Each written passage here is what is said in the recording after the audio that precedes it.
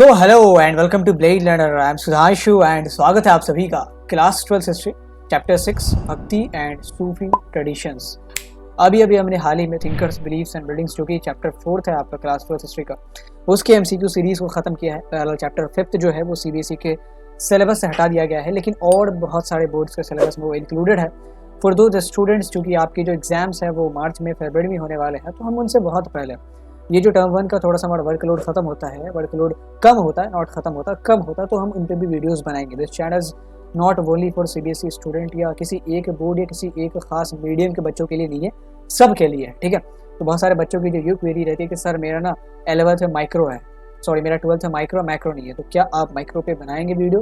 तो जी हाँ, माइक्रो पे ज़रूर बनाएंगे। हम इंडियन इकोनॉमिक डेवलपमेंट पे भी बनाएंगे, हम स्टैटिस्टिक्स पे भी बनाएंगे। थोड़ा सा आपको सब्र रखना पड़ेगा, अभी ऑलरेडी हमारे अंदर बहुत वर्कलोड है, तो थोड़ा जैसे जैसे रिलीज़ होता रहता है, क्योंकि अभी द टाइम इज़ लाइक कि जो सबसे ज़्यादा हमारी प्रायोरिटी है, सबसे मोस्ट प्रायोरिटाइज थिंग, उसको हम लोग पहले कर रहे हैं, जो सबसे अर्जेंट है। इसीलिए जो चीज़ें बाद में करी जा सकती हैं उनमें हम लोग अभी ध्यान नहीं दें। तो भक्ति सूफी ट्रेडिशन आपके हिसाब से तो 5वां चैप्टर हटा ही दिया गया है, तो 6ठे चैप्टर के एमसीक्यू सेशन के साथ शुरुआत करते हैं। ये पहला एमसीक्यू सेशन होने वाला है एंड इससे पहले हमने जो 4 चैप्टर्स हैं उनके ऊपर तकरीबन if I am not wrong मेरे ख्याल में 19 सेशन के करीब लिया है एंड उसमें 380 क्वेश्चंस तक हमने सॉल्व किए हैं। अलग अलग कैटेगरी के क्वेश्चंस हैं, एज स्टडीज है, source based question, image based question, identify the character based question, choose the correct statement, one line MCQs, match the following, हर एक टाइप के क्वेश्चंस को हमने वहाँ सॉल्व किया है। And for the PDFs please join our Telegram group, ताकि आपको पीडीएफ्स भी मिल जाए एंड जो वीडियोस आ जाएंगे उनकी अनाउंसमेंट भी मिल जाए आपको। अगर आप सोशल मीडिया नहीं चलाना चाहते, अगर आप आइसोलेटेड रहना चाहते हैं, तो भी हम आपके लिए ड्राइव के लिंक एक अपडेट कर देंगे डिस्क्रिप्शन बॉक्स में, जहाँ पे आप सारी पीडीएफ को एक स्टॉप पे प्राप्त कर सकते हैं। एंड बहरहाल बाकी के पीछे के सेशंस को अटेम्प्ट करने के लिए डू चेक आउट वीडियोस, उनके लिंक्स नीचे डिस्क्रिप्शन बॉक्स में डाल दिए गए हैं। हमने पूरा प्लेलिस्ट का लिंक ही डाल दिया, आप एक एक करके देख सकते हैं। एंड इसके अलावा पॉलिटिकल साइंस की भी जो एमसीक्यू सेशन है वो साइमल्टेनियसली चल रही है, उसका भी लिंक हमने डिस्क्रिप्शन बॉक्स में पिन कर दिया।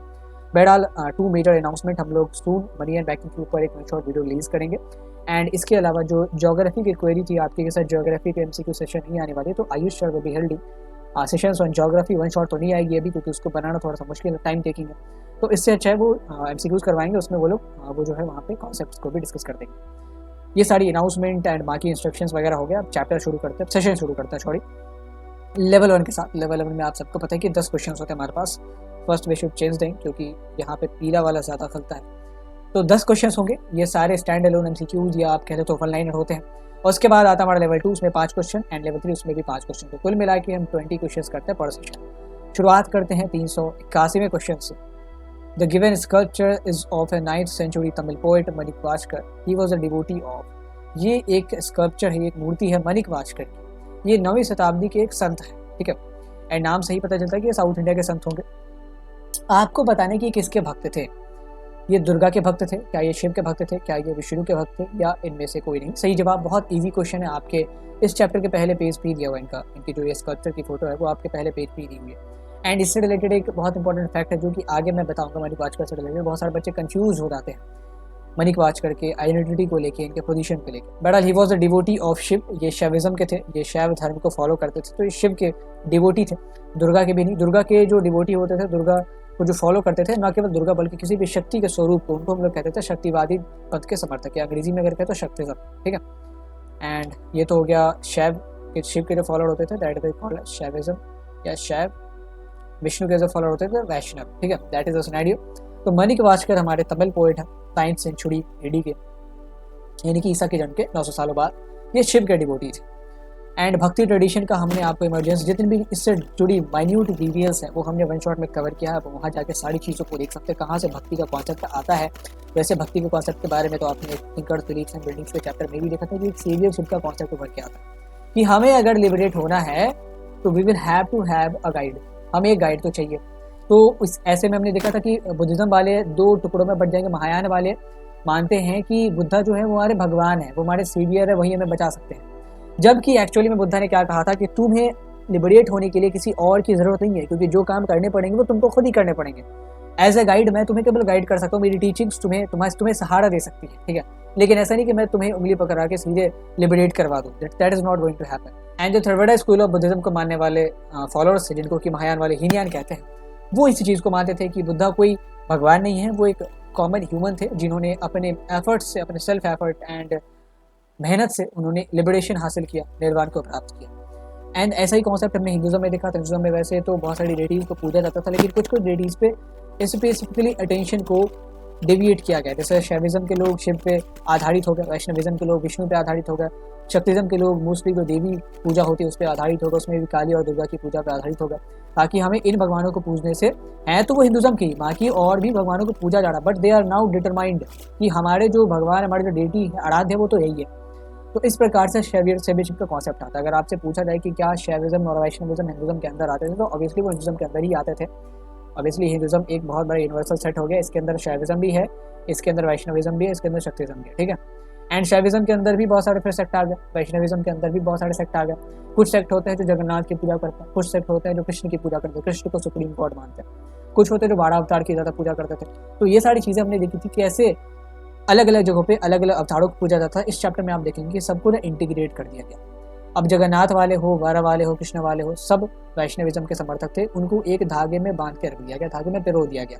And now they were called Vaishnava, collectively Vaishnava उनको कहा जाता था। सो नेक्स्ट क्वेश्चन है, which sociologist coined the term great and little tradition, क्योंकि समाजशास्त्री ने महान और छोटे परंपरा का शब्द गढ़ा। इस महान एंड छोटे परंपरा के बारे में तो भी आपको बताया जाएगा। पहले आपने अगर चैप्टर को पढ़ा एंड चैप्टर से रिलेटेड सोर्सेज को पढ़ाओ तो उसमें ग्रेट एंड लिटिल ट्रेडिशन का जिक्र जरूर आता है। तो क्या जॉर्डन पीटरसन ने लिटिल एंड ग्रेट ट्रेडिशन के बारे में बताया था, या रॉबर्ट रेडफील्ड ने बताया था, जेम्स प्रिंसेप ने बताया था, या इनमें से कोई भी नहीं? सही जवाब कमेंट बॉक्स में आपको बताना है। एंड एक छोटा सा हिंट आपको दे दे कि जो समाजशास्त्री इस कॉन्सेप्ट को कॉइन करते हैं, उन्होंने 20th सेंचुरी में इस चीज़ को कॉइन करा था कि इंडिया में जो रिलीजियस ट्रेडिशंस थे वो 2 प्रकार के थे, एक ग्रेट ट्रेडिशन, एक लिटिल ट्रेडिशन। तो उन्होंने 20वीं शताब्दी में चीज़ें कही थी। तो क्या वो जॉर्डन पीटरसन थे, क्या वो रॉबर्ट रेडफील्ड थे, क्या वो जेम्स प्रिंसेप थे, या इनमें से कोई नहीं? सही जवाब कमेंट बॉक्स और चैट बॉक्स दोनों जगह पर बताना है। I waiting for responses. Jordan Peterson, James Prinsep. James Prinsep हमारे 19th सेंचुरी के हैं, क्योंकि इन्होंने 1838 में डिसाइफर किया था। अगर ये समाजशास्त्री होते भी, वैसे तो ये समाजशास्त्री थे नहीं, ठीक है, ये एपिग्राफिस्ट थे। तो जेम्स प्रिंसेप हमारे 19th सेंचुरी के, मैंने जो हिंट दिया था उसके अकॉर्डिंग यहाँ से डिस्कार्ड हो गया। जॉर्डन पीटरसन अभी अलाइव है, तो ये शायद 20वीं शताब्दी में किसी कॉन्सेप्ट को हाईलाइट करे, उतना पॉसिबल तो है नहीं। Jordan Peterson is also sociologist, लेकिन वो अलाइव है अभी, तो इसको भी हमें डिस्कार्ड कर देना है। रॉबर्ट रेडफील्ड वो सोशोलॉजिस्ट है, वो समाजशास्त्री हैं, जिन्होंने कहा था कि इंडिया में क्या सीन है ना, इंडिया में 6th सेंचुरी BC के बाद क्या हुआ है, 2 प्रकार के ट्रेडिशंस उभर के सामने आए। हेटेरोडॉक्स सेक्ट्स के इमर्जेंस के बाद, जो ये हेटेरोडॉक्स यानी कि जो ऑर्थोडॉक्स सेक्ट्स को, ऑर्थोडॉक्स बिलीव्स या ट्रेडिशंस को अपोज करते थे, उनको हम लोग हेटेरोडॉक्स सेक्ट्स कहते हैं। चाहे बुद्धिज्म हो, जैनिज्म हो, जीविकास हो, लोकायतास हो, ये सारे हेटेरोडॉक्स सेक्ट्स आ गए। तो उन्होंने कहा कि 6th सेंचुरी BC के बाद क्या हुआ, इंडिया में 2 प्रकार के रिलीजियस ट्रेडिशंस थे। एक ग्रेट ट्रेडिशन, जिनको जितने भी लोग हैं वो अलग नज़रिए से देखते थे कि ये थोड़ा सा ब्रॉड है, एंड ये जो है लगभग बहुत सारे लोगों को अपने चपेट में लिया हुआ। लेट्स सपोज जो वैदिक रिलीजन था, that is a great tradition, ठीक है। वैदिक रिलीजन का इन्फ्लुएंस बहुत ज़्यादा था, धर्मशास्त्र का इन्फ्लुएंस बहुत ज़्यादा था, धर्मसूत्र का, ब्राह्मणिकल व्यूज़ का इन्फ्लुएंस बहुत ज़्यादा था। एंड एक उन्होंने एग्जाम्पल बताया ग्रेट ट्रेडिशन, सॉरी एक बताया लिटिल ट्रेडिशन। मतलब ऐसे बहुत सारे लोकल ट्रेडिशंस थे जो भी अपने अपने लोकल अपने अपने बेल्ट में अच्छी पकड़ बनाए हुए थे। लाइक सपोज उन्होंने बताया लिंगायत्स के बारे में, एग्जाम्पल दिया नायनार्स का, अलवर्स का, एग्जाम्पल दिया जगन्नाथ जो आप जाते हैं ना पुरी में, तो वहाँ पे जो लोग स्पेसिफिक टाइप की मूर्ति बनाते थे उस कल्चर का एग्जाम्पल है। तो this are the example of little tradition. उन्होंने कहा कि होता क्या है कि जब 8th और 10th सेंचुरी AD के बाद, मतलब ठीक 6th सेंचुरी BC में ये सारे हेटेरोडॉक्स सेक्ट्स एंड रिलीजन बढ़ने शुरू हुए, एंड इसके ठीक 1000 सालों बाद, पहले तो ये 1000 सालों तक एक दूसरे को क्रिटिसाइज करेंगे, 1000 सालों के बाद क्या होता है, ये दोनों ना एक दूसरे से इंटरेक्ट करना शुरू करते हैं। जैसे इस चैप्टर में आप देखेंगे कि जो ब्राह्मण अब तक शूद्रों को या महिलाओं को इजाज़त नहीं देते थे वेदों को पढ़ने की या फलाना ढिमकाना चीज़ें करने की, वो इजाज़त देने लगे।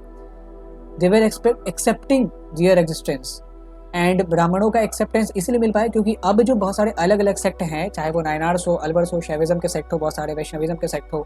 देखिए नायनार्स अलवर्स कौन है इसके बारे में आगे बताया जाएगा आपको। बहरहाल अभी आप समझ लें कि शैविज्म हिंदुज्म का ही एक पोर्शन है, कोई अलग नहीं है। वैष्णविज्म हिंदुज्म का ही एक पोर्शन है, कोई अलग नहीं है। तो ये जो लोग थे इन्होंने शूद्रों को या महिलाओं को बहुत ज़्यादा आप कह लें तो एलिवेट करा, एंड जब ये एलिवेट हुई, जब ये पावरफुल हुई ये कम्युनिटी, तो ब्राह्मणों को भी मजबूर होकर इनको एक्सेप्टेंस देनी पड़ी। तो ये कैसे पॉसिबल हो पाया? Through the interaction, through the dialogue between great and little tradition. वैसे तो ग्रेट या लिटिल एक हायरार्कियल टोन को सिंबलाइज करता है, लेकिन फिर भी रॉबर्ट रेडफील्ड ने एक इंडिकेट करने के लिए किस तरीके से डायलॉग हो रहा था, इसलिए ग्रेट और लिटिल ट्रेडिशन का इस्तेमाल किया। ग्रेट मतलब ऐसा ट्रेडिशन जिसका बहुत मेजॉरिटी ऑफ पॉपुलेशन इन्फ्लुएंस था, एंड लिटिल ट्रेडिशन मतलब ऐसे ट्रेडिशन जो छोटे मोटे लोकल लेवल पे ऑपरेट करता था। सो Robert Redfield was a person जो कि ग्रेट एंड लिटिल ट्रेडिशन का कॉन्सेप्ट देते हैं। इसी कॉन्सेप्ट से तो हम आगे पता कर पाते हैं कि क्यों जो है देवी पूजा में हमें कहीं कई जगहों पर ऐसा देखने को मिलता है कि देवी की मूर्ति है उसको पूरा खून से सिंदूर से लेप दिया गया है। क्यों जगन्नाथ भगवान जो कि विष्णु के रूप माने जाते हैं उनकी मूर्ति बाकी कहीं भी जो भी हमने मूर्ति देखी है ना अभी तक उन सब से अलग है। तो this was because of interaction between great and little tradition. अलग अलग ट्रेडिशंस के लोग आके इंटरैक्ट कर रहे थे एंड इससे जो आउटकम्स निकल के आ रहे थे उससे ये चीज़ें हुई। तो रॉबर्ट रेडफील्ड ने इस चीज़ को हाईलाइट करा एंड ये सारी चीज़ हो कब रही है 7th या 8th सेंचुरी AD के बाद से। यहाँ पे उसी से रिलेटेड एक कॉन्सेप्ट है। यहाँ पे आप जगन्नाथ मूर्ति देवी जगन्नाथ एंड सुभद्रा एंड बलराम की तस्वीर आप देख रहे हैं। ये जो बीच में है सुभद्रा है एंड ये जो है हमारे जगन्नाथ है एंड ये जो हमारा बलराम है, ठीक है। तो which phenomenon does this image depict, ये छवि किस घटना को दर्शाती है? क्या ये दर्शाती है कि यहाँ पे घटिया किस्म की मूर्ति बनाई गई है, या धार्मिक पंथों के भीतर के संघर्ष को दर्शाती है, या संस्कृतियों के एकीकरण को दर्शाती है, या इनमें से कोई भी नहीं, none of that. Word quality is culture making conflicts within the religious cults, integration of cultures, या नन ऑफ द एबव। तो अभी हमने देखा कि जगन्नाथ पुरी में जो टेम्पल है उसमें जो आइडल लोकेटेड है वो क्या दर्शाते हैं, कैसे ग्रेट ट्रेडिशन का लिटिल ट्रेडिशन से इंटरेक्शन होता है एंड लोगों ने एक दूसरे की चीज़ों को एक्सेप्ट किया। जैसे है तो ये विष्णु के रूप ही लेकिन इनकी मूर्ति जो है वो लोकल कल्चर के हिसाब से बनाई गई। इसका मतलब क्या हुआ कि लोकलाइट्स पहले से इसी मूर्तियों का पूजा करते होंगे, लेकिन बाद में जब ये ग्रेट ट्रेडिशन के कॉन्टैक्ट में आए प्रोबेबली वहाँ पर वैष्णविज्म के लोग पहुँचे होंगे एंड उन्होंने इस कहानी को सुना होगा कि जिस कहानी के मद्देनजर ये लोग पूजा करते हैं जगन्नाथ की, बलराम की, सुभद्रा की, एंड उन्होंने बताया होगा कि देखो ये जो कहानी है तो विष्णु की कहानी है एंड ये जो जगन्नाथ है that is another form of Vishnu, तो तुम अब से वैष्णव हुए, ऐसे समझे, तो तुम अब से कौन हुए, वैष्णव हुए। तो इस तरीके से जो अलग अलग ग्रेट ट्रेडिशन है वो लिटिल ट्रेडिशन के साथ इंटरेक्ट करके अपने बेसिस को और एक्सपैंड करती थी एंड चीज़ें जो है और ज़्यादा मिक्सअप होती चली गई। So this shows the integration of cultures, एक कल्चर और दूसरे कल्चर के इंटीग्रेशन को, एकीकरण को ही दर्शा रहा है। 384th बहुत इजी क्वेश्चन के Nayanars were the devotee of Nayanar किसके भक्त थे, विष्णु, अग्नि, शक्ति से। बहुत इजी क्वेश्चन, ये सवाल तो सबको इसका जवाब देना चाहिए। जो भी इस चैप्टर के बारे में हल्का भी जानते हैं उनको नायनार्स किस भगवान के डिवोटी थे या अलवर्स किस भगवान के डिवोटी थे ये तो बताना ही पड़ेगा। एंड नायनार्स कोई रिलीजन नहीं है। बहुत सारे लोग ये क्वेरी पूछते हैं कि सर नायनार कौन सा रिलीजन है। भाई नायनार कोई रिलीजन नहीं है, ये ना ग्रुप ऑफ सेंट है। Nayanar was a group of saint, यानी कि तकरीबन 63 संत आए थे जो कि शिव के डिवोटी थे, मतलब शैविज्म के ही फॉलोअर्स थे। तो शैविज्म के अंदर ही एक ग्रुप ऑफ सेंट है, मतलब नायनार जिसको हम कहते हैं, नायनार सेंट्स 63 के करीब सेंट्स आते हैं। ऐसे ही अलवर भी कोई अलग रिलीजन नहीं है। Alvar is a group of saint, तकरीबन 12 संत है उसमें एंड वो सारे विष्णु के डिवोटी है, विष्णु के भक्त होते हैं। तो ये लोग अलवर्स वैष्णविज्म को आगे लेके जाते हैं साउथ इंडिया में, एंड नायनार्स किसको लेके जाता है, शैविज्म को आगे लेके जाता है साउथ इंडिया में। साउथ इंडिया में स्पेसिफिकली जो तमिल की टेरिटरी है वहाँ पे ये लोग अपनी कंपोजिशंस वगैरह भी तमिल में ही करते हैं, तमिल पोएम्स में भी अपनी चीज़ों को लिखते हैं। तो Nayanars with the devotee of Shiva.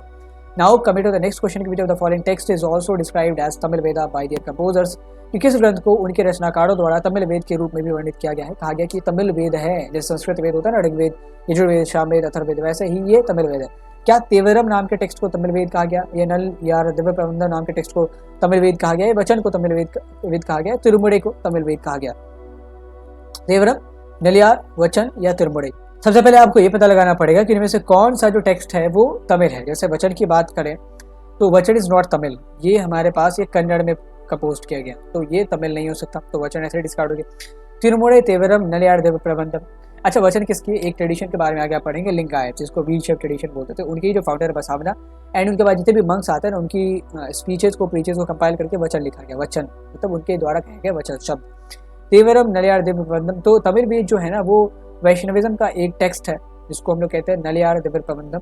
ये अलवर संतों ने कंपोज करा था, इसमें तकरीबन 4000 से ज़्यादा वर्सेस हैं। एंड बाकी तेवरम और तिरुमुड़े जो है ये दोनों नायनार्स के टेक्स्ट हैं, ये दोनों नायनार्स के टेक्स्ट हैं। एंड वाचनार the text of Lingayat, Nalayira Divya Prabandham are the text of Vaishnavas. And उसमें भी इसको कंपोज किसने करा, अलवर संतों ने। So the correct answer will be option B, Naliyara Deva Prabandham. Now coming to the next question, 386 question, which of the following women saints followed the path of extreme asceticism and penance? Options यहाँ पे दिए गए हैं, अंदर, मीराबाई, अपर, करियक्कल अम्मयार। कि किस महिला संत ने अत्यधिक तप और तपस्या के मार्ग का अनुसरण किया, अंडल, मीराबाई, अपर या करियक्कल अम्मयार। तो सबसे पहले आपको अपर के ऑप्शन को डिस्कार्ड कर देना। अगर आपने थोड़ा सा भी नायनार के बारे में पढ़ा होगा तो 3 सबसे इंपॉर्टेंट संत थे नायनार में, एक अपर होगा हमारे, एक सुंदराड़ होगा एंड एक सामंदर होगा, ठीक है। एंड ये तीनों ही मेल सेंट्स थे, तो ये तो नहीं ऑप्शन हो सकते क्योंकि यहाँ पे मैंने महिला संत के बारे में पूछा। अंदर मीराबाई, करेक्कल, अमियार, ये तीनों महिला थी, अपर का ऑप्शन डिस्कार्ड हो गया। जहाँ तक अंदर की बात है और मीराबाई की बात है तो अंदर तो विष्णु की डिवोटी थी, ठीक है, एंड मीराबाई भी विष्णु की डिवोटी थी, लेकिन दोनों ने वैराग्य जीवन जरूर जिया था, but they did not follow the path of extreme asceticism, बहुत ज़्यादा तपस्या कर रही हैं या अपने शरीर को पूरी तरीके से गला दिया, ऐसा कुछ भी केस हमारे किताब में नहीं दिया गया एंड एक्चुअल में हुआ भी नहीं था। तो करेक्ट आंसर भी करेक्कल अमियार, जो कि शिव की भक्त थी, शिव की डिवोटी थी and she did extreme asceticism, बहुत ज़्यादा तप और तपस्या करती है, इतना तपस्या करती है कि इनकी जो पसलियाँ हैं वो दिखने लग गई थी, इनके अंदर कुछ मतलब इनके बदन पे हल्का सा भी आप कहें तो मसल नहीं था, इन्होंने अपने आप को इतना ज़्यादा तपाया था। So Karaikkal Ammaiyar is the correct answer and इसीलिए इनकी जो मंदिरें हैं वो भी बनवाई गई हैं बहुत ज़्यादा तमिलनाडु में, जहाँ जहाँ नायनार संत की मंदिर बनवाई गई वहाँ पर इनको स्थापित जरूर कर जाता। सो द करेक्ट आंसर भी करेक्कल अमियार। अब आगे बढ़ते थे 87वें क्वेश्चन को देखते हैं कि the temple at Chidambaram and Thanjavur are dedicated to dash and were built by कि चिदम्बरम और तंजावुर में मंदिर किसको समर्पित है एंड किसके द्वारा बनाए गए थे। क्या ये शिव को समर्पित है और चालुक्यास द्वारा बनवाए गए थे? क्या ये शिव को समर्पित है और पल्लवास द्वारा बनवाए गए थे? क्या ये शिव को समर्पित है और चोलास द्वारा बनवाए गए थे? विष्णु, शिव, चोलास, चालुक्यास, पल्लवास एंड चोलास। देखिए शिव नाम का ऑप्शन बहुत सारा रिकॉर्ड करा। सबसे पहले इसकी ऑथेंटिसिटी को चेक करते हैं, क्या ये जो पहला डैश है, पहला फिल ब्लैक से, क्या उसमें शिव जाएगा? तो तंजावुर की मूर्ति में हमने देखा था कि यहाँ पे शिवलिंग की स्थापना करी गई। बृहदेश्वर टेम्पल, तो बृहदेश्वर कौन है? हमारा शिव है। चिदम्बरम में भी सिमिलरली शिव के टेम्पल को ही बनाया गया, तो चिदम्बरम हो, तंजावुर हो, यहाँ पे शिव को स्थापित किया गया है। तो ये तीनों में से ही कोई ऑप्शन सही होगा, ऑप्शन ए तो हो नहीं सकता। अब किसने करा? चालुक्यास, पल्लवास, चोलास। तो तंजावुर का जो मंदिर है Brihadeshwara temple, that is one of the ancient Dravida temple architecture, जो कि राजा चोल ने करवा था and he was a Chola ruler. तो correct answer will be option D की शिव को समर्पित है ये मंदिर एंड इसको बनवाया था चोला रूलर्स ने, चाहे चिदम्बरम का मंदिर हो, तंजावुर का मंदिर हो, etcetera at all. The correct answer will be option D. Now moving to the next question, which of the following rulers consecrated the metal image of Appar, Sundarar and Samandar? Appar, Sundarar and Samandar, अभी मैंने पढ़ा, ये तीनों जो है नायनार संत थे। इनकी metal की इमेज को, मतलब इनकी धातु की इमेज को किस राजा ने स्थापित किया था मंदिर में? क्या वो राजा चोल थे? क्या वो पड़ंतक प्रथम थे? क्या वो राजेंद्र चोल थे? या क्या वो विक्रम चोल थे? राजेंद्र चोल, विक्रम चोल, पड़ंतक चोल, राजा चोल, इन चारों में से कौन सही ऑप्शन है? आपको जवाब हमें कमेंट बॉक्स में बताना है एंड चैट बॉक्स में भी बताना। राजा चोल ने बृहदेश्वर टेम्पल को निर्मित किया था, ये सही बात है, लेकिन इन तीनों का जो मेटल इमेज है उसको कॉन्सेक्रेट करा था, उसको स्टैब्लिश करवाया था पड़ंतक का प्रथम ने। तो ये बहुत फेमस है। एंड चोला रूलर्स के बारे में एक चीज़ और जान ले आप, इन्होंने केवल शिव मंदिर नहीं बनवाए थे, इन्होंने विष्णु के भी मंदिर बनवाए थे। So they were not entirely focused toward this religion, ये पैटर्निज्म देते थे, विष्णु को भी पैटर्निज्म देते थे, वैष्णविज्म के फॉलोअर्स को भी। So the correct answer will be Parantaka प्रथम। एंड इसके अलावा अगर राजेंद्र चोल की बात करें तो he was most competent ruler in the entire Chola dynasty. इनके रूल के समय जो इंडियन टेरिटरी थी, इनका इन्फ्लुएंस साउथ ईस्ट एशिया, ये म्यांमार, थाईलैंड, मलेशिया वगैरह से ट्रिब्यूट्स हासिल करते थे। हिंद महासागर पूरी तरीके से चोलास के कब्जे में था। बे ऑफ बंगाल, जो बंगाल की खाड़ी, वो इनका दूसरा गढ़ मानी जाती थी। तो इस प्रकार के रूलर थे ये। विक्रम चोल भी बहुत ज़्यादा बड़े एंड बहुत ज़्यादा हिम्मती रूलर थे। पड़ंतक प्रथम was the ruler who consecrated the image of Appar Sundarar and Sambandar in the Shiva temple. Now moving to the next question. यहाँ पे तस्वीर दी गई, आपको बताने की ये तस्वीर है किस देवता की है, कहाँ किस देवता को चित्रित करा गया है। क्या यहाँ पे विष्णु को चित्रित करा गया है, या काली को चित्रित करा गया है, शिव को चित्रित करा गया है, या इनमें से कोई नहीं? शिव, काली, विष्णु, अगर इन तीनों में से कोई दूसरा है तो आपको ऑप्शन डी को अपना आंसर सेलेक्ट करना है। विष्णु, काली, शिव। ये जो मुद्रा है ये आपने बहुत बार देखी होगी अपने ज्योमेट्री बॉक्स में या अपने घर की दीवारों पे। ये जो मुद्रा है नटराज की मुद्रा है, मतलब एक हमारे भगवान है वो नटराज मुद्रा में आके डांस करते हैं एंड बहुत ज़्यादा प्रलय होता है तब, एंड वो भगवान कौन है? वो शिव है। तो नटराज मुद्रा में डांस कौन करता है? शिव करता है, न कि काली और Vishnu. So the correct answer will be option C, Vishnu और काली जो है वो यहाँ पे चित्रित नहीं करेगा। So now coming to the last question of this level 1, which cult of bhakti tradition promoted the widow marriage की भक्ति परंपरा की किस पंथ ने विधवा पुनर्विवाह को बढ़ावा दिया? तो क्या उस पंथ का नाम लिंगायत था? क्या शैव पंथ के लोगों ने बढ़ावा दिया विडो मैरिज को, या नायनार ने बढ़ावा दिया, या अलवर से बढ़ावा दिया? आपको बताना है। All these are traditions. Alvar का अपना ट्रेडिशन था, इन्होंने वैष्णविज्म को ही प्रमोट किया but through the Tamil hymns, Tamil songs, जो भी दोहे वगैरह होते हैं उनके थ्रू। नायनार्स भी सिमिलरली थे तो शैविज्म के ही फॉलोअर्स, लेकिन इनका अलग एक छोटा सा ट्रेडिशन था, इन्होंने तमिल पोइट्री कंपोज करके चीज़ों को आगे प्रमोट किया। लिंगायत भी शैविज्म के ही फॉलोअर्स थे, लेकिन इनका ना कॉन्सेप्ट इन सब से भी अलग है। लिंगायत के बारे में आगे पढ़ेंगे। लिंगायत क्या कहते हैं कि लोगों को मंदिर नहीं जाना चाहिए। क्यों नहीं जाना चाहिए? क्योंकि मंदिर में जो भगवान है दे आर स्टेटिक, ऐसा बना दिया गया कि वो यहाँ से बाहर नहीं निकल सकते, वो मूवमेंट नहीं कर सकते। तो जो गॉड है, जो परमात्मा है, वो तो मूवमेंट कर सकती है। तो टेंपल वगैरह नहीं जाते, वो स्टैटिक लिंग की पूजा नहीं करते हैं। ये जो लिंगायत मतलब लिंग की पूजा, तो आप ये ना समझिए कि जो शिवलिंग आप कोनिक शेप का मंदिरों में देखते हैं इनकी पूजा करते थे ना। इनके ना बाजुओं पे एक स्त्रीलिंग टाइप का बंधा होता है, एक जंतर टाइप का, उसकी ये लोग पूजा करते हैं। ये लोग इस हाथ पे रख के स्त्रीलिंग की पूजा करते हैं। तो दैट इज़ अ सिनेरियो। अभी लिंगायत ने कुछ दिनों पहले वो भी कह रहा था, प्रोटेस्ट भी करा था कि हमें एक अलग रिलीजन का दर्जा दो, हम हिंदुज़म में नहीं आते। बहरहाल उसको नकार दिया गया था। तो ये जो विडो डिमैरिज का कॉन्सेप्ट है, इसको प्रमोट करते हैं लिंगायत के लोग भी, जिनको हम वीर शैव ट्रेडिशन कहते हैं। वीर शैव मतलब हीरो ऑफ शिवा, ठीक है। बाकी शैव, नायनार या अलवर, ये सब ब्राह्मणिकल आइडियोलॉजीज को अपोज तो करते थे, ब्राह्मणिकल डोमिनेंस को अपोज करते थे, बट विडो डिमैरिज को specifically widow remarriage and post puberty marriage को किसी ने प्रमोट नहीं किया था। That were Lingayat who promoted this concept. तो that's all in this level 1। अब आगे चलते हैं लेवल 2 के क्वेश्चंस को अटेम्प्ट करते हैं। यहाँ पे आपके पास 5 क्वेश्चंस होंगे। Choose the correct statement type, identify the character type, and हमारे पास मैच द फॉलोइंग का भी क्वेश्चन होगा। तो which of the following statements regarding the Alvars and Nayanars are correct, कि अलवर और नायनार के संबंध में निम्नलिखित में से कौन सा कथन सही है। The followers of these cults were either women और शूद्रा, की इन पंथों के अनुयायियों में या तो महिला थी या शूद्र थे। These saints identified some shrines of their deities which later on temples were built, की इन संतों ने अपने देवताओं के कुछ धार्मिक स्थानों की पहचान की जहां बाद में मंदिरों को निर्मित किया गया। They composed hymns and songs in Kannada and Tamil, कि उन्होंने कन्नड़ में और तमिल में भजनों और गीतों की रचना की। The opposition of Buddhism and Jainism can be seen in the composition of these texts, कि इनकी रचनाओं में आप बुद्धिज्म और जैनिज्म के विरोध को, उनकी आलोचनाओं को आसानी से देख सकते हैं कि उन्होंने अपने टेक्स्ट में जो भी चीज़ें उन्होंने कंपोज करी है, दोनों में बुद्धिज्म और जैनिज्म को बहुत दबा के क्रिटिसाइज, आलोचित किया है। तो इन चारों में से कौन सा कथन सही है? क्या पहला, दूसरा, चौथा, तीनों सही है? दूसरा, तीसरा, चौथा, तीनों सही है? दूसरा, चौथा सही है या पहला, तीसरा सही है? सही जवाब आपको कमेंट बॉक्स और चैट बॉक्स दोनों ही जगह पे बताना है।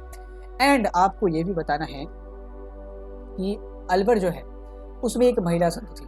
अलवर में एक महिला संत थी, उसका नाम क्या था? अलवर ट्रेडिशन जो है ना वैष्णविज्म के अंदर, उसके में एकमात्र एक महिला संत आती है, उनका नाम आपको बताना है कमेंट बॉक्स में या चैट बॉक्स में। अगर लाइव है तो आप चैट बॉक्स में भी बता सकते हैं। तो यहाँ पे एक एक करके जब आप स्टेटमेंट्स को एनालाइज करेंगे तो पहला स्टेटमेंट क्या कहता है कि इस पंथों के यानी अलवर और नायनार में केवल महिलाएं आते थे या शूद्र आते थे, मतलब इन संतों को जिन्होंने फॉलो किया। Alwar were not a religion, ये ग्रुप ऑफ सेंट्स हैं। नायनार्स भी संतों का एक समूह था। 63 संत नायनार में माने जाते हैं, 63 संत जो है नायनार में माने जाते हैं। एंड अलवर में आप कह ले तो 12 संतों की गणना करी गई। तो अकॉर्डिंग टू फर्स्ट स्टेटमेंट इस पंथों के अनुयायी या तो महिला थे या शूद्र थे। ऐसा केस नहीं है। इस पंथों के लिए इन पंथों में महिलाएं भी शामिल थी, इसमें शूद्र भी शामिल थे, क्राफ्ट्समैन वैश्य भी शामिल थे, क्षत्रिय भी शामिल थे, ब्राह्मण भी शामिल थे। तो people from all walks of life were the followers of Nayanars and Alvars. तो पहला स्टेटमेंट हमारा गलत है। पहले स्टेटमेंट का जिक्र जिस भी ऑप्शन में है उसे मैं डिस्कार्ड कर देना, like option A, option D. These saints identified some shrines of their deities where later on temples were built। एकदम सही कॉन्सेप्ट है, एकदम सही स्टेटमेंट है कि ये जो नायनार और अलवर संत थे ये क्या करते थे, एक जगह से दूसरे जगह मूव करते थे, घूमते रहते थे। एंड रास्ते में इन्होंने कुछ धार्मिक स्थानों की पहचान की, इनको लोकेट किया जहाँ पे बाद में मंदिरों का निर्माण कराया गया चालुक्य रूलर्स द्वारा, चोला रूलर्स द्वारा, पल्लवा रूलर्स द्वारा। तो ये सेकंड स्टेटमेंट हमारा सही है। तो या तो बी आंसर होगा या सी आंसर होगा। They composed hymns and songs in Kannada and Tamil. उन्होंने कन्नड़ और तमिल में भजन और गीतों की रचना की। देखिए ये जो स्टेटमेंट है ये तब सही होता जब केवल यहाँ पे तमिल दिया होता। यहाँ पे कन्नड़ भी दिया गया तो कभी भी अलवर या नायनार संतों ने कन्नड़ में कंपोज नहीं किया था, नहीं किसी भजन को, नहीं किसी गीत को। तो थर्ड स्टेटमेंट इज इनकरेक्ट। तो जो हमारा ऑप्शन बी है वो डिस्कार्ड हो गया। केवल ऑप्शन सी बचता है जिसमें थर्ड स्टेटमेंट को मेंशन नहीं किया गया, बाकी तीनों तो हमने ऑलरेडी डिस्कार्ड कर दिया है। तो देखिए अभी हमने चौथे स्टेटमेंट को देखा भी नहीं है, फिर भी हम कह सकते हैं कि जो करेक्ट आंसर होगा वो ऑप्शन सी होगा। वैसे चौथे स्टेटमेंट को देख लेते हैं, वो भी सही है कि बुद्धिज्म और जैनिज्म को क्रिटिसाइज करा जाता है in the composition of these saints. जब अलवर और नायनार्स अपने किताबों को, अपने पोएट्री को कंपोज करते हैं, उनमें आप देखेंगे उन्होंने तो कंपोज किया, बाद में उनके डिसाइपल्स जो होते हैं शिष्य आके कंपाइल करते हैं, उनको चीज़ों को लिख रहे हैं। तो उन्होंने दबा के बुद्धिज्म को और जैनिज्म को क्रिटिसाइज करा, उनको आलोचित करा है। So correct answer will be option C 2 and 4। Now moving to the next question, 392nd question की, which of the following statements regarding the Veerashaiva tradition are correct. के वीरशैव परंपरा के संबंध में निम्नलिखित में से कौन सा कथन सही है? क्या पहला कथन अगर कहें तो नर जो है यानी कि जो इस ट्रेडिशन में मेल्स होता है, मेल फॉलोअर्स, वो अपने कंधों पे एक छोटा सा लिंग पहनते हैं, ये कथन सही है। उन्होंने बहिर्विवाह यानी कि एक्सोगैमी को एंड मैट्रिलिनी जैसे कॉन्सेप्ट को प्रमोट किया एंड इस परंपरा के जो अनुयायी हैं उनको लिंगायत भी कहा जाता है। इस परंपरा के संस्थापक का नाम बसावन था जो कि एक ब्राह्मण थे। इन चारों में से कौन सा स्टेटमेंट सही है? आपको सही जवाब कमेंट बॉक्स और चैट बॉक्स में नीचे आपको बताना है। 4 स्टेटमेंट क्या जो मेल है वो अपने बाजुओं पे लिंग पहनते छोटा सा। They encourage the practices like exogamy and matriliny, कि उन्होंने कहा कि आपको एक्सोगैमी करनी चाहिए, दूसरे गोत्र में या दूसरे कास्ट में शादी करे, या मैट्रिलिनी यानी कि सारी की सारी प्रॉपर्टीज है वो अपनी बेटियों में बांट दी जाए। And third is the followers of the tradition also called as Lingayat, जिनको लिंगायत भी कहा गया। इस परंपरा के संस्थापक बसावना नाम के ब्राह्मण थे। तो यहाँ पे अगर आप आएंगे तो चौथा स्टेटमेंट में देखें तो सही है एकदम कि बसावन नाम के एक ब्राह्मण थे जो कि 12वीं शताब्दी के आसपास 12th सेंचुरी एडी के आसपास इस ट्रेडिशन को शुरू करेंगे। वीरशैव ट्रेडिशन का है या लिंगायत ट्रेडिशन का है, दोनों बात बराबर ही है, इसीलिए स्टेटमेंट थर्ड भी सही है, स्टेटमेंट फोर्थ भी सही है। एंड ये जो बसावन थे ये वहाँ पे कलेक्टिवली 2 डायनेस्टी रूल करती थी। एक तो वेस्टर्न चालुक्यास थे एंड वेस्टर्न चालुक्यास के अंदर आते थे कलचुड़ी किंग्स। तो बहुत सारे लोग कहते हैं कि बसावन किसके अंदर थे, कलचुड़ी किंग्स के अंदर या वेस्टर्न चालुक्यास के अंदर।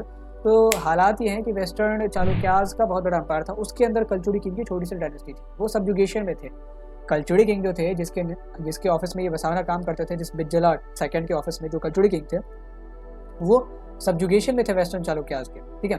तो आपको अगर ऐसा पूछा जाए बसावना किसके ऑफिस में थे तो दोनों ही हो सकते हैं, वेस्टर्न चालुक्यास के ऑफिस में भी है जिनको चालुक्यास ऑफ कल्याणी कहा जाता है, एंड ये जो हमारे कलचुड़ी डायनेस्टी के रूलर हैं उनके भी ऑफिस में, क्योंकि वो तो सबजुगेशन है ना। अगर आपसे पूछा जाए कि आप कहाँ काम करते हो तो आप कहेंगे ना मैं इंडियन गवर्नमेंट के लिए काम करता हूँ, देन स्टेट गवर्नमेंट के लिए काम करते हो, तो स्टेट गवर्नमेंट के लिए भी अगर काम करते हो तो आप तो हैं तो गवर्नमेंट के लिए काम करते हैं। तो that is the scenario.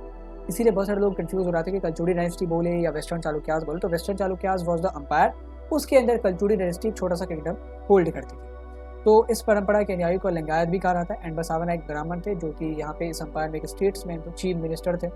And फिर उन्होंने शैविज्म को एक तरीके से रिसरेक्ट किया, खड़ा किया फिर से, एंड उन्होंने एक नया कॉन्सेप्ट दिया जिसमें कहा कि मंदिरों में जाने की कोई ज़रूरत नहीं है, हमें बॉडी को दफनाना नहीं चाहिए।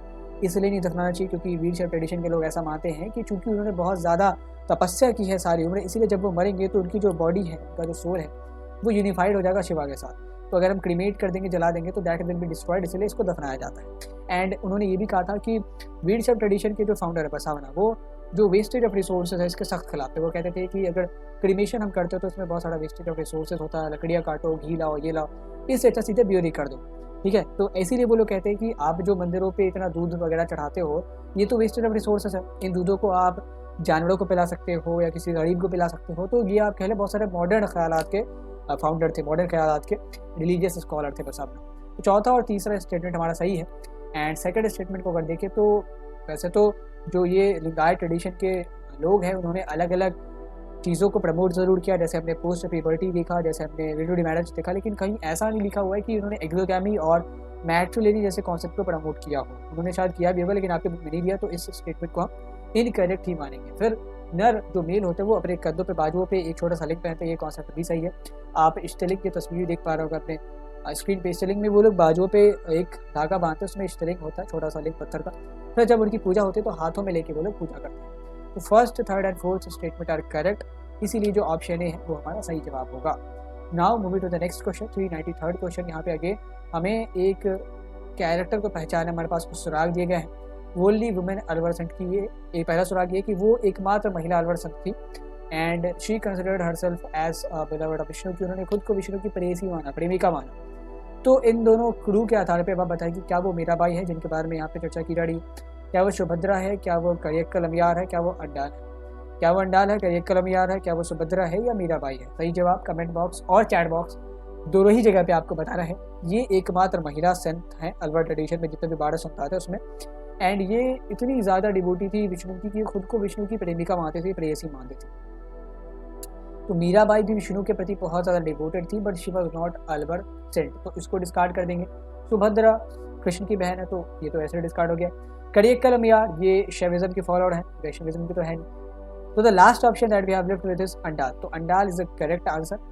अंडाल ही जो है वो एकमात्र महिला अलवर संत थी। कहा जाता है कि ये इतना ज़्यादा डिवोशन रखती थी विष्णु के प्रति कि इन्होंने अपने आप को विष्णु की प्रेयसी घोषित कर दिया था कि I am the beloved of Vishnu. तो that was the case. Correct answer will be option D, Andal. इनको 394th क्वेश्चन यहाँ पे सही मिलान की आपको पहचान करनी है। कुछ मैचेस आपके सामने दिए जाएंगे।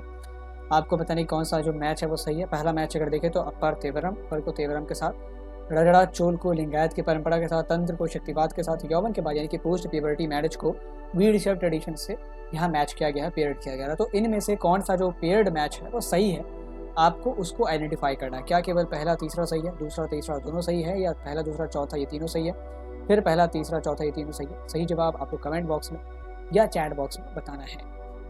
ABCD मैचेस को देखें, अपर तेवरम, रजड़ा चोल, लिंगायत ट्रेडिशन, तंत्रिज्म, शक्तिवाद, post puberty marriage, Veerashaiva tradition. तो एक एक करके आप मैचेस को फिल्टर आउट करते जाएं। जो चीज़ें एक दूसरे से मिलान नहीं खाती है उनको हटाते रहे। जैसे अपर और तेवरम, तो अपर एक्चुअली नायनार संत थे एंड उनकी जो पोएम्स है, कंपोजिशंस है, उनको तेवरम जो कि एक्चुअली शैविज्म का ही एक टेक्स्ट है, तो इसमें कंपाइल भी करा गया है। तो अपर और तेवरम का जो मैच है वो सही है। उसके अलावा रजड़ा चोल एंड लिंगायत ट्रेडिशन, इसका दूर दूर तक कहीं भी मैच हमें देखने को नहीं मिलता। रजड़ा चोल लिंगायत के आने के बहुत पहले आता, तकरीबन 200-150 साल पहले आता। तो सेकेंड मैच का ऑप्शन जिस भी सेकेंड मैच का जिक्र जिस भी ऑप्शन में है, जैसे बी और सी, तो इसको डिस्कार्ड कर देना है। देन या तो ए हमारा आंसर होने वाला है या डी होने वाला। तांत्रिज्म, शक्तिज्म, तंत्र पूजा जो है वो शक्तिज्म में ही करी जाती है, शक्तिवाद के ही समर्थक करते हैं। मैंने देखा था कि कैसे तंत्र पूजा और ज़्यादा एक्सपैंडेड और ज़्यादा इंटेंस होती जाती है जब ये ग्रेट और लिटिल ट्रेडिशन मिलते हैं। तो तंत्र पूजा कहीं की हमने आपको बताया कि देवी की मूर्ति है उसको पूरी तरीके से सिंदूर से लेप दिया गया है, पूरी तरीके से उनको, एंड फिर उसकी पूजा करी जा रही है। तो this is how the integration of cults impacted the religions and impacted the भक्ति ट्रेडिशन। कैसे कैसे अलग कल्चर्स और कल्ट्स जब इंटीग्रेट होते गए, मिलते गए, तो चीज़ों में बदलाव आया। वो एक अच्छा उदाहरण आप देख सकते हैं। तो तंत्रिज्म, शक्तिज्म ये भी पेयर सही है। फिर post puberty marriage, Veerashaiva tradition ये भी सही है कि पोस्ट प्यूबर्टी मैरिज को इन्होंने प्रमोट किया था। Along with the wedding marriage इन्होंने पोस्ट प्यूबर्टी मैरिज को भी प्रमोट किया था। तो first, third and fourth pair of matches are correct है। So correct answer will be option D, first, third and fourth. Hope कि आपने सही जवाब कमेंट बॉक्स या चैट बॉक्स में दे दिया होगा। अब आगे बढ़ते इस सेक्शन के लास्ट क्वेश्चन को अटेम्प्ट करते हैं, यानी कि इस लेवल 2 के लास्ट क्वेश्चन को। यहाँ पे एक छोटा सा सोर्स बेस्ड क्वेश्चन दिया गया है, अंग्रेजी में तो यहाँ पे दिया ही गया है, हिंदी में मैं पढ़ के बताता हूँ आपको। चतुर्वेदी जो कि अजनबी है, जो कि स्ट्रेंजर है और तुम्हारी सेवा के प्रति निष्ठा नहीं रखते, उनसे भी ज्यादा आप, हे विष्णु को यहाँ पे रेफर किया जा रहा है कि चतुर्वेदी जो आपकी सेवा के प्रति निष्ठा नहीं रखते, उनसे भी ज्यादा आप उन दासों को पसंद करते हैं, उन स्लेव्स को पसंद करते हैं जो आपके चरणों से प्रेम करते हैं, चाहे वो किसी भी वर्ण के हो, किसी भी कास्ट के हो, फर्क नहीं पड़ता। यहाँ पे आपको बताना है कि चतुर्वेदीन का मतलब क्या है। यहाँ पे ऐसा कहा गया कि चतुर्वेदीन कोई है जो शायद बहुत ऊंची पोजीशन के हैं एंड वो विष्णु के प्रति अगर श्रद्धा नहीं रखते, तो विष्णु जरूरी नहीं कि उन पे ज़्यादा कर्म करे, विष्णु उन पे ज़्यादा कर्म करेंगे, चाहे किसी भी कास्ट, किसी भी वर्ण, किसी भी सोशल हायरार्की का हो, अगर वो उनके चरणों के प्रति समर्पित है तो विष्णु उसको पसंद करेंगे, चाहे वो किसी भी वर्ण, किसी भी कास्ट से बिलोंग करता हो। तो here we have the options. क्या चतुर्वेदीन का मतलब होता है 4 दुनिया के राजा, 4 दिशा के यात्री, डेटी विद 4 हैंड्स यानी कि 4 हाथों के देवता, 4 वेदों के विद्वान, द स्कॉलर ऑफ 4 वेदा। चतुर्वेदीन जो अजनबी है और आपकी सेवा के प्रति निष्ठा नहीं रखते, उनसे भी ज़्यादा आप किनको पसंद करते हैं? अपने दासों को, ऐसे लोगों को जो किसी भी कास्ट, किसी भी वर्ण से हो, लेकिन आपके चरणों में समर्पित हैं, आपके चरणों से प्रेम करते हैं, they are allegiance to your service. Chaturvedin का मतलब क्या होता है? चतुर्वेदीन मतलब ऐसा आदमी, चतुर मतलब 4, वेद मतलब वेद, किसी रिलीजियस टेक्स्ट को यहाँ पे रेफर किया जा रहा है, यानी कि वेद को। जो 4 वेदों का विद्वान होता है उसे हम लोग कहते हैं चतुर्वेदीन। जो 3 वेदों का विद्वान होता है उसे हम त्रिवेदीन कहते हैं। जो द्विवेदीन का मतलब 2 वेदों का विद्वान होता है उसे हम लोग द्विवेदी कहते हैं। तो इस हिसाब से चीज़ें हैं, 4 दुनिया के राजा, 4 दिशा के यात्री एंड 4 हाथों के देवता, ये तीनों हटा दें आप। चतुर्वेदी मतलब ऐसे लोग भले ही जिन्होंने 4 वेदों को पढ़ लिया हो, लेकिन फिर भी अगर आपके प्रति निष्ठा नहीं रखते, तब भी आप उनको पसंद करेंगे, भले वो चतुर्वेदी ने, भले उन्होंने वेदों के बारे में पूरी पढ़ाई रिसर्च करके रखा है, लेकिन वो अगर आपके प्रति समर्पित नहीं है, तो आप उन दासों को उन दासों के ऊपर अपना कर्म करना पसंद करेंगे, उन दासों के ऊपर अपना ग्रेस अपनी कृपा करना पसंद करेंगे, जो आपके चरणों से प्रेम करते हैं, which are devoted to you, चाहे वो किसी भी कास्ट, किसी भी वर्ण से बिलोंग करते हो, डज नॉट मैटर। तो ये चीज़ यहाँ पे दर्शाई गई है। चतुर्वेदी शब्द जो है इसका मतलब होता है तो 4 विद्वानों का देवता हो। सो अब आगे बढ़ते हैं, लेवल 3 को अटेम्प्ट करते हैं। होप कि आपने लेवल 2 में सारे क्वेश्चंस को सॉल्व किया होगा एंड चैट बॉक्स और कमेंट बॉक्स में जवाब दिया होगा। आपके लिए टाइम स्टैम्प्स भी लगा दिए जाते हैं। अगर आपको एक के बाद एक क्वेश्चन ही अटेम्प्ट करने तो आप वो भी कर सकते हैं। अगर आपको व्याख्यान भी सुनना, एक्सप्लेनेशन भी सुनना, तो आप उसको भी सुन सकते हैं। Here we have the level 3, the question number 396। इस रीजन का क्वेश्चन है कि जिन लोगों को ब्राह्मणों ने हाशिए पर रखा, वो लोग लिंगायतों के बहुत बड़े अनुयायी थे। Lingayat had a great following among the people who were marginalized by the brahmanas, कि जिनको ब्राह्मणों ने हमेशा हाशिए पर रखा, हमेशा उनको दूर रखा, हमेशा उनको दबा के रखा, वो लिंगायत के सबसे बड़े सपोर्टर थे। रीजन का statement, Basavanna challenged the idea of caste system and orthodoxy of brahmanical ideas, कि उन्होंने ब्राह्मणवादी विचारों के रूढ़िवाद और जाति व्यवस्था के विचारों को चैलेंज किया, चुनौती दी। अच्छा, बसावना को कहीं कहीं बासवा नाम से भी कहा गया है। एक्चुअली इनका जो ओरिजिनल नाम है वो बासवा ही है। बासवा मतलब नंदी, बैल को बासवा कहते हैं। तो बसावना कहे, बासवा कहें, ये दोनों ही चीज़ें बात बराबर ही है। तो असर्शन रीजन का स्टेटमेंट, आपका अप्रोच पता, पहले आपको दोनों ही स्टेटमेंट की सत्यता की जांच करनी है, कौन सही है कौन गलत है, और अगर इन दोनों में से कोई भी गलत निकला तो या तो सही आंसर होगा या डी होगा। अगर दोनों सही है तो इधर A will be the answer या फिर B will be the answer. फिर आपको चेक करना है कि क्या रीजन का जो स्टेटमेंट है वो असर्शन के स्टेटमेंट को एक्सप्लेन कर पा रहा है या नहीं कर पा रहा। सो अगर हम असर्शन के स्टेटमेंट को यहाँ पे देखें तो Lingayat had great following among the people who were marginalised by the ब्राह्मण, ये स्टेटमेंट सही है कि लिंगायत की महिलाओं में, शूद्रों में बहुत ज़्यादा फॉलोइंग थी, क्योंकि इनको ब्राह्मणों ने बहुत दिनों तक हाशिए पर रखा था, ऐसे लोग थे। अब रीज़न क्या है? रीज़न क्या है कि ऐसे लोग बहुत भारी मात्रा में लिंगायत को, वीरशैव ट्रेडिशन को अपनाते हैं, क्योंकि बसावना जो है वो उनके लिए खड़े होते हैं। They challenged the brahmanical ideologies, the orthodoxies and the caste system. उन्होंने कहा कि ये सारी चीज़ें पॉल्यूटेड है, प्रदूषित हो चुकी है, एंड ये धीरे धीरे खा रही है हमारी सोसाइटी को, इनको हटाना चाहिए। तो रीज़न का स्टेटमेंट भी सही है, असर्शन का स्टेटमेंट भी सही है, एंड हियर रीज़न का statement is also explaining the statement of reason, कि अगर बसावना चैलेंज ना करते ब्राह्मणिकल व्यूज़ को या कास्ट सिस्टम को, तो क्यों जो शूद्र हैं या महिलाएं हैं या वैश्य हैं जिनको मार्जिनलाइज करके रखा गया है ब्राह्मणों के द्वारा, वो ज्वाइन करते बसावना के साथ लिंगायत को या वीरशैव ट्रेडिशन को। तो वो इसलिए ज्वाइन कर पाए बिकॉज दे फील्ड कि ये जो बसावन है ये हमारे लिए खड़े होते हैं, ये हमारे लीडर हैं, इन्होंने हमारे लिए ब्राह्मणिकल विचारों को चुनौती दी है, रूढ़िवाद को चुनौती दी है। So correct answer will be option A, कि both A and R true and R is the correct explanation of A. Now moving to the next question, 397th question, कि the Chola kings built splendid temples of Shiva and Vishnu, कि चोल राजाओं ने शिव और विष्णु के शानदार मंदिरों का निर्माण किया।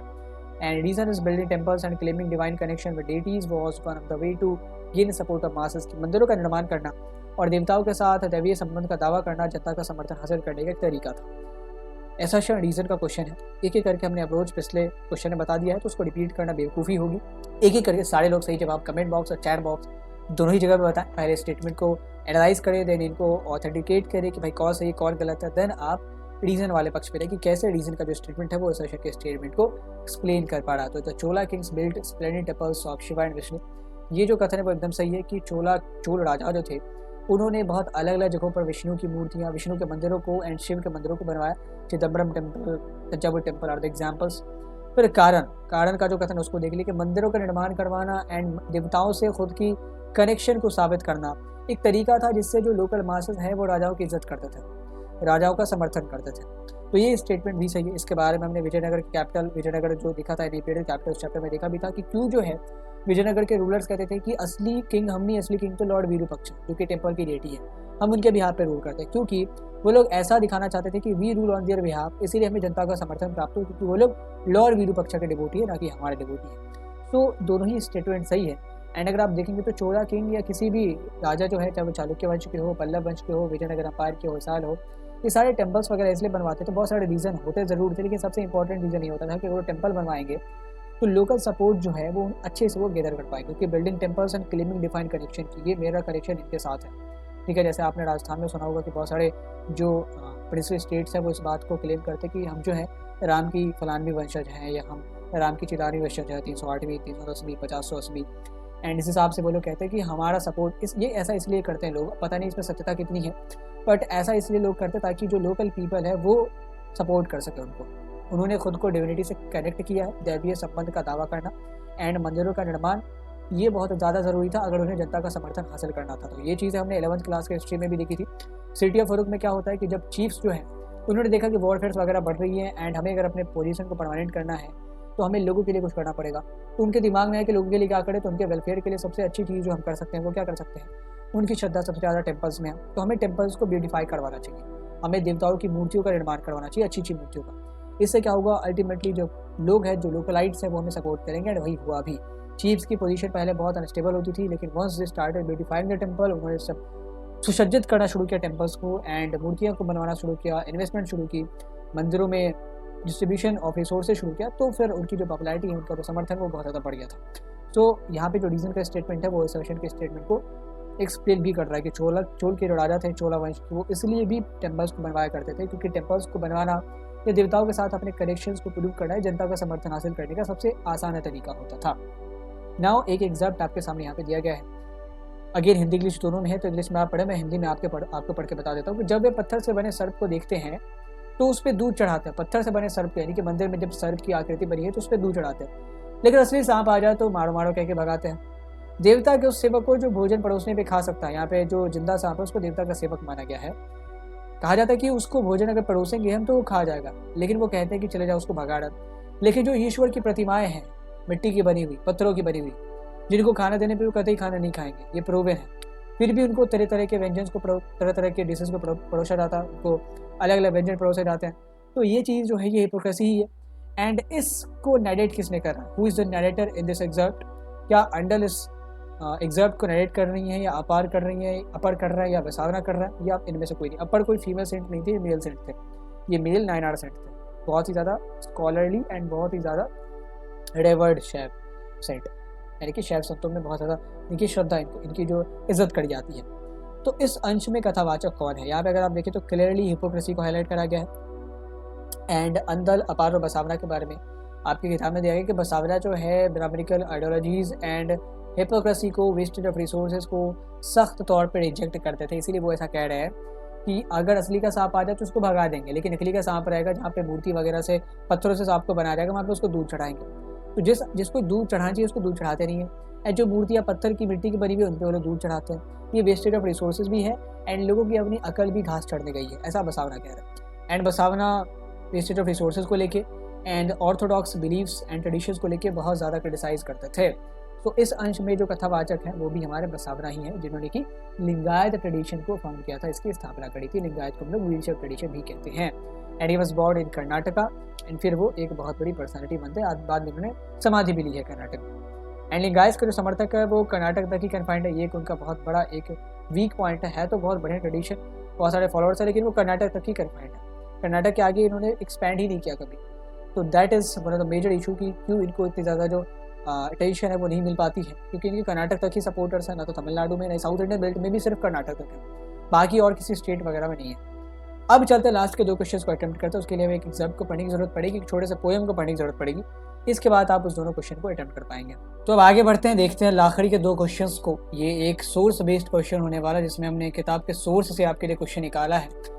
द फीमेल पे डेमरस, यहाँ पे एक एक्सर्प्ट है जिसमें किसी शायद नाड़ी का वर्णन करा जा रहा है। राक्षसी, फूली हुई नाड़ियों वाली, फूली हुई नाड़ियों वाली, फूली हुई नसों वाली, बल्गिंग वेन्स, प्रोट्रूडिंग आइज, बाहर निकली गई आंखें, सफ़ेद दांत, भीतर धंसा हुआ उदर, यानी कि जो बहुत कमज़ोर हो जाता है, उनका पेट जब अंदर धंस जाता है, उनके शरीर का बेसिकली वर्णन किया था।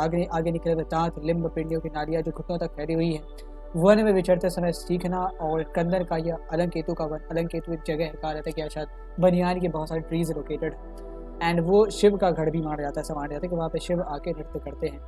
एंड यहाँ पे वर्णन भी किया गया कि जब वो नृत्य करते हैं तब जटाजूट उनके चारों तरफ बिखर जाते हैं, लेकिन उनके अंग जो है बहुत शांत है थ्रू आउट। वो एग्रेसिव दिखते ज़रूर है नृत्य करते हैं, but is very calm even while dancing. So ये किसी नारी का वर्णन किया गया है और शिव के बारे में बताया गया, तो जाहिर सी बात है जो नारी है वो शिव से जुड़ी हुई कुछ होंगी। तो आपको सबसे पहले बताना कि इस कविता की रचना किसने की है, क्या अंडाल ने की है, अपर ने की है, सुंदर ने की है, या करियक्कल अमया ने की है। सुंदरार हो गया यहाँ पे, सुंदर नहीं होगा। तो क्या अंडाल ने, अपर ने, सुंदरार ने या करियक्कल अमया ने की है? सो करेक्ट आंसर इज आपको कमेंट बॉक्स में और चैट बॉक्स में हमें बताना है। वैसे तो यहाँ पे किसी फीमेल को वर्णित करा गया, किसी फीमेल की बॉडी स्ट्रक्चर को वर्णित करा गया, उसके फिजिकल एट्रीब्यूट्स को वर्णित करा गया है, तो या तो अंडल हो सकते हैं या करियक्कल अमयार हो सकते हैं। बाकी ये जो अपार हुए एंड सुंदरार हुए ये सारे मेल थे, तो ये तो होंगे नहीं। तो अंडल या करियक्कल अमयार, इन्हीं दोनों में से कोई होंगे।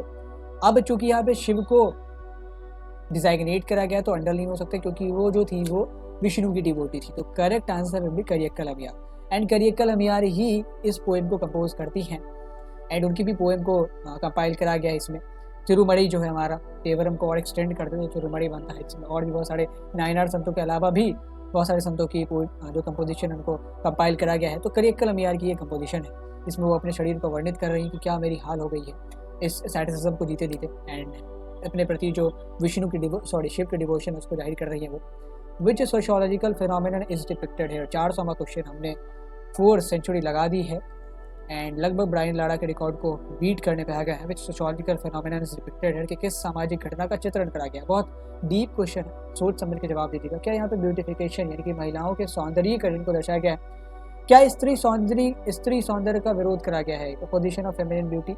क्या यहाँ पे महिला के साक्षरता और शूद्रों के साक्षरता को दर्शाया गया है? इनमें से कोई भी नहीं। इस पोएम के माध्यम से जो लेखिका है, जो कंपोजर है, जो कवियत्री, वो क्या दर्शाना चाह रही, जो संत है वो क्या दर्शाना चाह रहा है? क्या महिला के सौंदर्यीकरण को दर्शाना चाह रहा है? क्या स्त्री सौंदर्य का विरोध करना चाह रहा है, या महिला और शूद्रों की साक्षरता का विरोध करना चाह रहा है? तो करियक्कल अमियार चूंकि जब एसेटिसिज्म को अपनाती हैं, तपस्या पेनास करती हैं, तो ये चीज़ें पैट्रियार्कल सोसाइटी को नहीं पसंद थी। पैट्रियार्कल सोसाइटी मतलब महिलाएं जो है वो श्रृंगार साज करने के लिए बनी हुई हैं, उनको घरों के चार दीवारी में रहना चाहिए।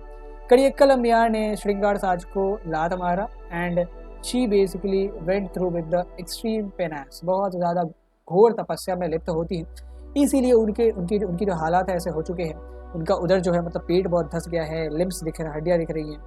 तो यहाँ पे क्लियरली वो स्त्री सौंदर्यीकरण का विरोध कर रही है। वो ऐसा वो कह रही है कि ज़रूरी नहीं कि फेमिनिन ब्यूटी कंपलसरी हो, महिलाओं को सुंदर दिखना कंपलसरी है, ये कोई ज़रूरी नहीं है। जो आपने पैट्रियार्कल नॉर्म सेट किया है, महिलाओं को सुंदर दिखना एंड पुरुषों को रिझाना, दैट इज़ कंपलसरी, ये कोई कंपलसरी मैंडेटरी नहीं है। So here the sociological phenomenon which is highlighted by this poem is opposition of feminine beauty and Karaikkal Ammaiyar put great challenge to the patriarchal society of that time.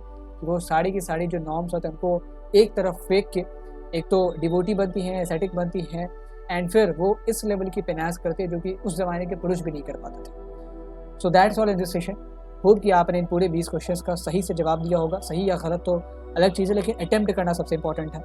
And अगर आपको session अच्छा लगा है तो please press the like button and अपने दोस्तों को भी आप शेयर कर सकते हैं। एग्जाम से बहुत निकट है, तो अगर बहुत सारे लोग एक जगह मिलके कंपटीशन करके MCQs खेलेंगे तो आपको भी ज़्यादा मज़ा आएगा एंड हेल्दी डिस्कशंस होंगे। तो वीड रिकमेंड कि आप अगर इस वीडियो को शेयर कर सकें, if you find the content worth sharing, then आप इसको शेयर भी कर सकते हैं। And take care, have a great day, thank you for watching.